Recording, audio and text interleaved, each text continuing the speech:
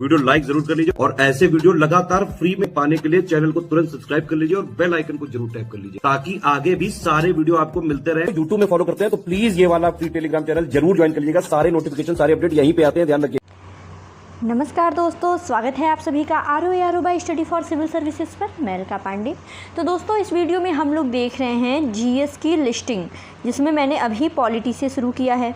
तो दोस्तों, ये जो वीडियो है ये आप लोगों की होने वाली आपकी यूपी पीसीएस की परीक्षा, आपका आरओ का एग्ज़ाम, इसके अलावा आपका बीपीएससी हुआ या फिर राजस्थान पीसीएस है, ठीक है, उत्तराखंड पीसीएस है, इन सभी के लिए बहुत ही ज़्यादा इम्पॉर्टेंट है। तो चलिए शुरू करते हैं। हमने अनुच्छेद 1 से लेकर के 238 तक देखा था, अब उसके आगे शुरू करते हैं। तो उसके आगे है आपका संघ राज्य क्षेत्र। अनुच्छेद 239 में संघ राज्य क्षेत्रों का प्रशासन, 239 क में कुछ संघ राज्य क्षेत्रों के लिए स्थानीय विधानमंडलों या फिर मंत्रि परिषदों का या दोनों का सृजन है। फिर 39 क में दिल्ली के संबंध में विशेष उपबंध दिए गए हैं। 39 क ख में संवैधानिक तंत्र के विफल हो जाने की दशा में उपबंध दिए गए हैं। फिर 239 ख में विधानमंडल के विश्रांति काल में अध्यादेश प्रख्यापित करने की प्रशासन की शक्ति। फिर 240 में कुछ संघ राज्य क्षेत्रों के लिए विनिमय बनाने की राष्ट्रपति की शक्ति है। याद रखिएगा, 240 जो है ये राष्ट्रपति से संबंधित। फिर 241 में कुछ संघ राज्य क्षेत्रों के लिए उच्च न्यायालय, 242 में कुर्ग जो कि निरस्त किया जा चुका है। अब अगला आता है मोस्ट इम्पॉर्टेंट, ये है आपका पंचायतें। ठीक, पंचायतों में देखिए 243 में परिभाषाएं हैं। 243 क में ग्राम सभा, 243 ख में पंचायतों का गठन है, ग में इसकी संरचना, 243 घ जो है ये स्थानों का आरक्षण, बहुत ही इम्पोर्टेंट। फिर 243 अंग में पंचायतों की अवधि इत्यादि। च में है सदस्यता के लिए निर्भरताएँ। छ में पंचायतों की शक्तियाँ, प्राधिकार और उत्तरदायित्व है।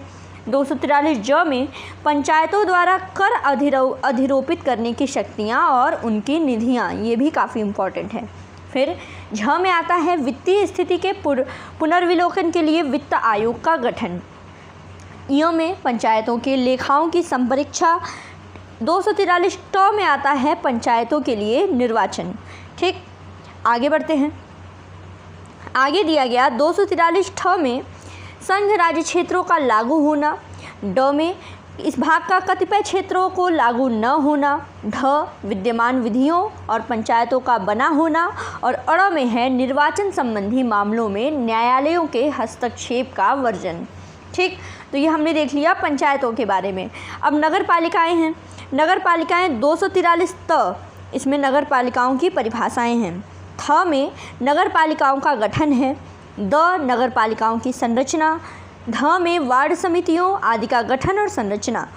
फिर 243 न आता है स्थानों का आरक्षण। नगर पालिकाओं में स्थानों का आरक्षण 243 न इम्पॉर्टेंट है। 243 प नगर पालिकाओं की अवधि इत्यादि। निर्भरताएँ फ में दी गई हैं। नगर पालिकाओं की शक्तियाँ, प्राधिकार और उत्तरदायित्व जो है ब में। भ नगर पालिकाओं द्वारा अधिरोपित करने की शक्ति और उनकी निधियाँ। 243 म वित्त आयोग। 243 य नगर पालिकाओं में लेखाओं की संपरीक्षा। नगर पालिकाओं के लिए निर्वाचन जो है 243 य ख में। य ख जो है ये संघ क्षेत्रों का लागू होना। य ग इस भाग का कतिपय क्षेत्रों में लागू न होना। य घ जो है जिला योजना के लिए समिति। य अंग ये महानगर योजना के लिए समिति। य च जो है विद्यमान विधियों और नगर पालिकाओं का बना रहना। और य छ में दिया गया है निर्वाचन संबंधी मामलों में न्यायालयों के हस्तक्षेप का वर्जन। ठीक, उसके बाद आपने पंचायतें, नगर पालिकाएँ देख ली। अब सहकारी समितियों से संबंधित अनुच्छेद देख लीजिए, इसी में आगे है 243 य झ, इसमें सहकारी समितियों की परिभाषाएँ। य झ में बोर्ड के सदस्यों और पदाधिकारियों की संख्या, कार्यकाल। बोर्ड के सदस्यों का चुनाव जो है 243 य ट। 243 य ठ जो है ये बोर्ड की बर्खास्तगी, निलंबन और अंतरिम व्यवस्था। 243 अंग सहकारी समितियों के लेखा का अंकेक्षण। 243 य ढ में सामान्य सभा की बैठक आहूत करना। य अड़ में सदस्य का सूचना पाने का अधिकार। और य त में रिटर्न है। य थ अपराध एवं दंड है। य द में बहुराज्यव्यापी सहकारी समितियों का आवेदन है। 243 य ध में संघीय क्षेत्रों को आवेदन है। 243 य न में वर्तमान कानूनों का जारी रहना।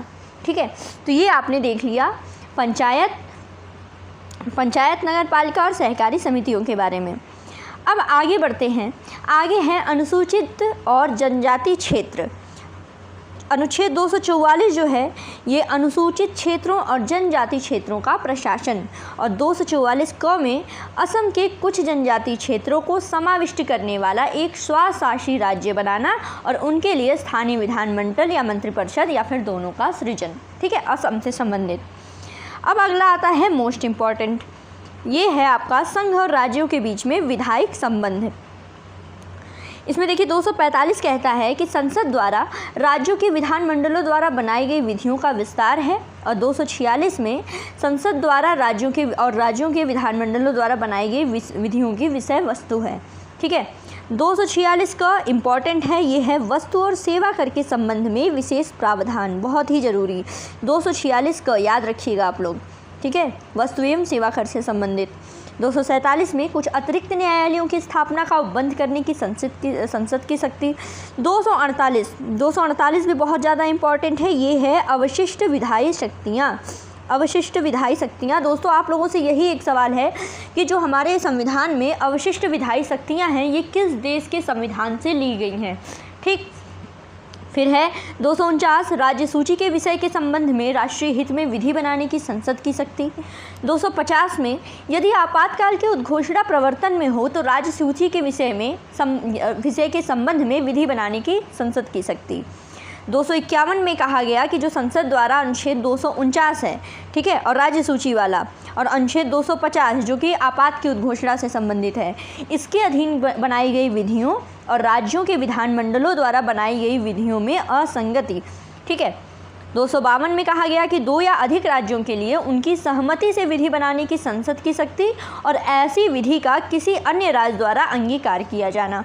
और 253 में अंतर्राष्ट्रीय करारों को प्रभावी करने के लिए विधान। 254 में संसद द्वारा बनाई गई विधियों और राज्य के विधानमंडलों द्वारा बनाई गई विधियों में असंगति। फिर आते हैं 255 में। 255 में दिया गया है कि सिफारिशों और पूर्व मंजूरी के बारे में अपेक्षाओं को केवल प्रक्रिया के विषय मानना। ठीक, अब अगला आएगा आपका कि केंद्र राज्य प्रशासनिक संबंधों से जुड़े हुए अनुच्छेद। 256 में है राज्यों की और संघ की बाध्यता। 57 में कुछ दशाओं में राज्यों पर संघ का नियंत्रण। 257 का राज्यों को सशस्त्र बलों अथवा संघ के अन्य बलों की तैनाती में सहयोग जो कि निरस्त कर दिया गया। 258 में कुछ दशाओं में राज्यों को शक्ति प्रदान करने की संघ की शक्ति। 258 का संघ को कृत्य सौंपने की राज्यों की शक्ति। 259 निरस्त किया गया है कि पहली अनुसूची के भाग बी में राज्यों को सशस्त्र बल। 260 दिया गया कि भारत के बाहर के राज्य क्षेत्रों के संबंध में संघ की अधिकारता, जो कि इम्पोर्टेंट है। 260। अब अंतर्राज्यीय संबंधी अनुच्छेद देख लीजिए। 261 में सार्वजनिक कार्य, अभिलेख और न्यायिक कार्यवाहियाँ। 262 में अंतर्राज्यीय नदियों या नदी दूनों के जल संबंधी विवादों का न्याय निर्णयन, ये इम्पोर्टेंट है, अंतर्राज्यीय नदियों वाला। और 263 में अंतर्राज्यीय परिषद के संबंध में उपबंध। ठीक, अब संघ राज्य वित्तीय संबंध। 264 में निर्वचन। 265 में विधि के प्राधिकार के बिना करों का अधिरोपण न किया जाना। 266 में दिया गया है कि भारत और राज्यों की संचित निधियां और लोक लेखें। एग्जाम में पूछा जाएगा संचित निधियों के बारे में। संचित निधि तो आपको याद होना चाहिए, आर्टिकल 266 है। आकस्मिकता निधि भी एग्जाम में पूछी गई है, आर्टिकल 267 है। ठीक है, 268 में दिया गया कि संघ द्वारा उद्गृहित किए जाने वाले किंतु राज्यों द्वारा संग्रहित और विनियोजित किए जाने वाले शुल्क। 268 क में अंतर्राज्यीय व्यापार या वाणिज्य के दौरान वस्तु और सेवा कर की उगाही और संग्रह। 269 में है संघ द्वारा उद्गृहित और संग्रहित किंतु राज्यों को सौंपे जाने वाले कर। 269 क में अंतर्राज्यीय व्यापार या वाणिज्य के दौरान माल और सेवा कर का आरोपण और संग्रहण। 270 में उद्गृहित कर और उनका संघ और राज्यों के बीच में वितरण। 271 में कुछ शुल्कों और करों पर संघ के प्रयोजनों के लिए अधिभार। 272 में ऐसे कर जो कि संघ द्वारा आरोपित संग्रहित किए जाते हैं और जो संघ और राज्यों के बीच वितरित किए जा सकते हैं, जिसको निरस्त कर दिया गया है। 273 में जूट पर और जूट उत्पादों पर निर्यात शुल्क के स्थान पर अनुदान, इम्पॉर्टेंट है, ठीक है। और 274 में ऐसे कराधान पर जिनमें राज्य हितबद्ध है और प्रभाव डालने वाले विधेयकों के लिए राष्ट्रपति की पूर्व सिफारिश की अपेक्षा। 275 में कुछ राज्यों को संघ से अनुदान। 276 में वृत्तियों, व्यापारों और आजीविकों और नियोजनों पर कर। 277 में व्यावृत्ति है। 278 में पहली अनुसूची के भाग भी में उल्लिखित वित्तीय मामलों में राज्यों के साथ समझौता, जो कि निरस्त है।